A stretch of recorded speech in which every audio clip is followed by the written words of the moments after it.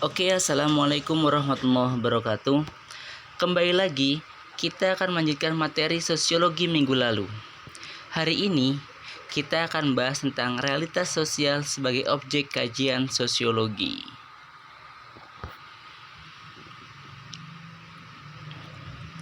Yang pertama, kembali saya mau mengingatkan kepada kalian semua, apa sih objek kajian sosiologi itu? Minggu lalu kan sudah saya jelaskan bahwa objek kajian sosiologi adalah masyarakat. Masyarakat sendiri kita harus mengartikan secara luas, karena pada hakikatnya masyarakat itu kumpulan dari beberapa individu yang mendiami suatu wilayah tertentu.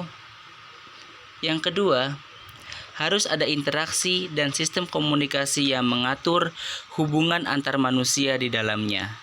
Yang ketiga, dalam masyarakat, setiap individunya harus memiliki tujuan yang jelas dalam hidup bersama. Dan yang terakhir, harus ada nilai dan norma yang mengatur kehidupan bermasyarakat. Terus apa sih hubungan antara realitas sosial dengan masyarakat? Ternyata, pengertian realitas sosial adalah semua fenomena yang benar atau nyata adanya dalam masyarakat. Jadi, realitas sosial bukan fenomena-fenomena yang dibuat-buat, bukan fenomena yang belum tentu kejadiannya, atau bukan fenomena yang akan datang terjadinya. Tetapi realitas sosial adalah semua fenomena yang benar atau nyata adanya dalam masyarakat atau sudah terjadi dalam masyarakat. Selanjutnya, realitas sosial atau elemen yang ada dalam masyarakat yang menjadi objek kajian dalam sosiologi. Di sini ada beberapa elemen yang akan saya jelaskan. Akan tetapi ini bukan suatu penjelasan yang secara luas. Ini hanya beberapa pengertiannya saja. Nantinya beberapa elemen ini akan kalian jumpai dalam subbab-subbab berikutnya. Yang pertama, elemen yang ada dalam masyarakat adalah nilai dan norma. Apa sih nilai itu? Nilai adalah sesuatu yang dianggap berharga. Sedangkan norma adalah kaidah atau aturan yang dicipta masyarakat guna mengatur kehidupan agar selaras atau teratur. Yang kedua, status dan peran sosial. Status sosial adalah posisi, kedudukan atau jabatan di mana individu bertempat di masyarakat. Sedangkan peran adalah kewajiban dan hak sampai tingkah laku bagaimana seorang individu harus dimunculkan dari status yang dimilikinya. Yang ketiga, perubahan sosial. Perubahan sosial artinya adalah keadaan dinamis atau berubah-ubahnya segala sesuatu, baik itu keadaan, suasana, sampai fenomena yang ada dalam masyarakat. Yang keempat, interaksi sosial. Pengertian dari interaksi sosial adalah hubungan timbal balik, baik itu antar individu, individu dengan kelompok, atau kelompok dengan kelompok. Yang kelima, elemen yang ada dalam masyarakat adalah stratifikasi sosial. Lapisan yang ada di masyarakat, baik itu lapisan ekonomi, kedudukan peran sosialnya, bagaimana mereka berada statusnya atau sebagainya, itu merupakan termasuk dalam stratifikasi sosial. Yang keenam, kebudayaan.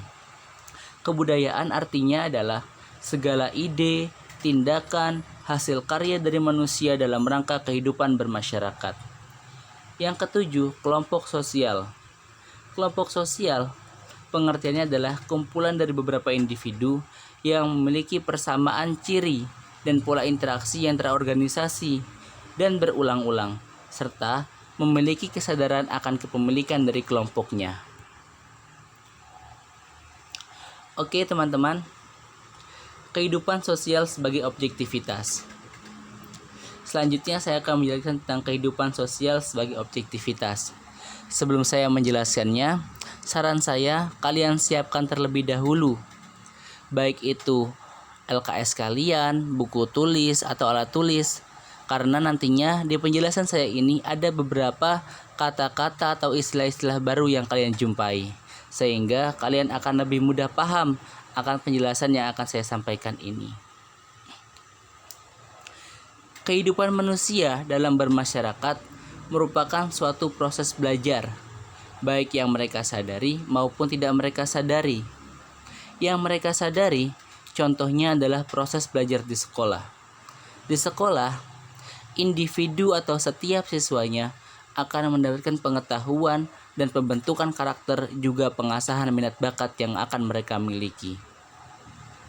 Dan proses belajar yang tidak mereka sadari bisa mereka alami saat mereka sedang bermain, berkumpul dengan kerumunan atau yang lainnya. Yang terkadang ketika mereka berkumpul di kerumunan, mereka mendapatkan pesan, nasihat baru, sampai pengalaman orang lain yang merupakan ilmu baru buat si individu. Pengetahuan-pengetahuan baru atau kebiasaan-kebiasaan baru juga bisa muncul karena adanya sugesti diri. Mereka sendiri yang memunculkannya. Dan disinilah pengertian dari objektivitas. Objektivitas adalah proses terbentuknya kesadaran akan pengetahuan atau norma baru yang mereka sepakati sebagai hal yang benar adanya dan diterima oleh orang banyak. Bulet ya? Kalau kalian masih bingung, kita akan lanjutkan tentang kehidupan sosial sebagai objektivitas dengan 3 subbab yang akan saya jelaskan. Yang pertama adalah realitas objektif, yang kedua realitas subjektif, dan yang ketiga adalah konstruksi sosial. Selanjutnya penjelasannya akan saya buat secara pelan-pelan. Semoga kalian akan memahami akan apa yang saya sampaikan. Yang pertama adalah realitas objektif. Ternyata terkadang kehidupan manusia ini dipengaruhi oleh sesuatu yang berada di luar dirinya atau lingkungannya. Contohnya adalah tata tertib, peraturan, norma-norma, bahkan lingkungan sekitarnya itu sangat mempengaruhi atas apa yang akan mereka lakukan dalam dirinya. Dengan kata lain, masyarakatlah yang mempengaruhi perilaku manusia, sehingga manusia hanyalah sebagai objek dari aturan atau pengaruh di luar diri kita. Gimana? Masih bingung ya? Contohnya begini saja. Ternyata di luar diri kita itu mempengaruhi kita sendiri. Contohnya sarana belajar. Kalau kita belajar di tempat yang nyaman, kita belajar dengan sarana yang memadai, kita belajar di tempat yang bersih, pasti kita akan lebih mudah untuk memahami pelajaran yang kita pelajari. Sehingga prestasi kita juga bisa meningkat. Sehingga bisa kita simpulkan bahwa sarana belajar atau sesuatu yang ada di luar diri kita berupa sarana belajar tadi sangat berpengaruh kepada diri kita yang sedang belajar, dan juga berpengaruh kepada prestasi kita dan bagaimana kita memahami pelajaran yang akan kita tangkap. Contoh yang lain, sesuatu yang di luar diri kita yang mempengaruhi diri kita adalah aturan yang ketat, tata tertib, atau sebagainya. Aturan yang ketat, semakin ketatnya aturan, maka kita akan semakin ketakutan atau kita akan semakin berusaha untuk menjadikan diri kita lebih disiplin atau tidak melanggar aturan tersebut. Ketika guru menyuruh mereka untuk siswanya hadir di sekolah sebelum jam 7, karena ketika mereka datang setelah jam 7 atau jam 7 lebih, mereka akan mendapatkan sanksi, pasti setiap siswa akan berusaha untuk lebih disiplin bangun pagi, menyiapkan dirinya agar sampai di sekolah sebelum jam 7 pagi. Jadi bisa kita simpulkan bahwa aturan yang ketat atau sesuatu yang ada di luar diri kita sangat berpengaruh kepada diri kita sendiri. Bisa dipahami tentang realitas objektif? Oke, kita akan lanjut di realitas subjektif.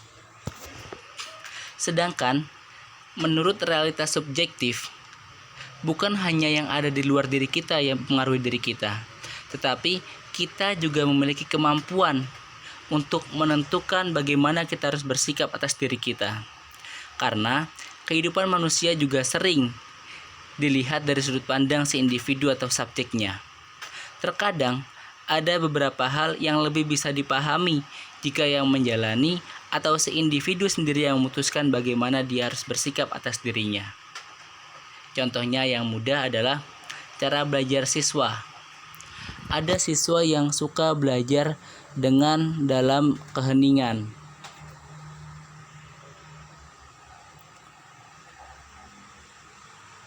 Ada siswa yang suka belajar dengan suasana keheningan. Ada siswa yang suka sekali belajar dengan suasana yang ramai, mendengarkan musik atau bahkan sambil headsetan. Ada juga siswa yang suka belajar dengan kerumunan atau bersama dengan teman-temannya. Kalau mereka belajar sendiri, mereka kan kesulitan untuk paham. Tapi ketika mereka belajar bersama, maka mereka akan lebih mudah untuk paham segala hal yang mereka pelajari. Contoh lainnya adalah cara kita berpakaian. Cara kita berpakaian bisa jadi tidak bisa ditentukan dengan sesuatu yang ada di luar diri kita. Karena bisa jadi cara kita berpakaian akan berpengaruh pada cara kita nyaman saat kita berpergian. Ada orang yang suka berpergian dengan menggunakan gamis. Ada yang suka dengan kaosan saja. Ada yang suka dengan baju santai, atau bahkan ada juga orang yang suka kemana-mana selalu menggunakan jaket atau jumper dan juga sebagainya.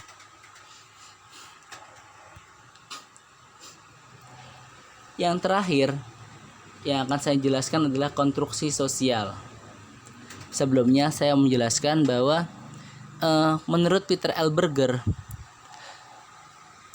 semua yang kita pelajari tidak hanya sesuatu yang ada di luar diri kita atau bahkan kita yang memutuskan untuk bagaimana kita bersikap. Ada juga sesuatu yang berusaha atau berasal dari proses timbal balik. Proses timbal balik ini disebut dengan konstruksi sosial atau bahkan pembangunan suatu ide gagasan baru kepada diri kita. Siklusnya, yang pertama adalah eksternalisasi. Eksternalisasi adalah proses di mana memiliki gagasan, ilmu, pengetahuan, ide, pengalaman, dan juga sebagainya yang kemudian dari mereka yang memiliki akan diinteraksikan, akan disampaikan kepada orang lain atau orang banyak. Kemudian, setelah disampaikan ilmu tadi, pengetahuan tadi, ide atau pengalaman, maka orang yang mendengarkan akan tercipta pengetahuan baru dan akan mereka sepakati sehingga yang disampaikan tadi menjadi hal baru bagi mereka. Setelah mereka menyepakati, akan masuk ke dalam proses internalisasi, yaitu penerapan pengetahuan yang telah disepakati supaya si individu semakin paham dan menjadi kesadaran subjektif bagi dirinya. Kalau bingung, kita menggunakan contoh proses eksternalisasi. Ikatan Dokter Indonesia dan juga pemerintah menghimbau kepada semua masyarakat Indonesia untuk menggunakan masker karena masker baik untuk menjaga kesehatan kita dan juga kesehatan orang lain. Kemudian kita sebagai masyarakat dalam proses objektifikasinya kita sepakat, oh benar adanya bahwa masker itu untuk kesehatan kita dan juga kesehatan orang lain. Kemudian setelah kita menyepakati masker untuk kesehatan kita dan orang lain, maka akan masuk ke dalam proses internalisasi. Kita mulai menggunakan masker. Kita menggunakan masker saat berpergian, kita menggunakan masker saat berkerumunan, sehingga konstruksi sosial yang dibangun oleh Ikatan Dokter Indonesia atau pemerintah untuk menghimbau kepada masyarakat, mengkampanyekan kepada masyarakat penggunaan masker berhasil disampaikan kepada masyarakat dan disepakati oleh semua masyarakat bahwa masker berguna bagi kesehatan kita dan juga kesehatan orang lain. Mungkin itu saja yang akan saya sampaikan pada pertemuan pagi hari ini. Saya mohon maaf yang sebesar-besarnya apabila ada salah kata, dan juga saya mengucapkan terima kasih sebanyak-banyaknya atas perhatian kalian. Assalamualaikum warahmatullahi wabarakatuh.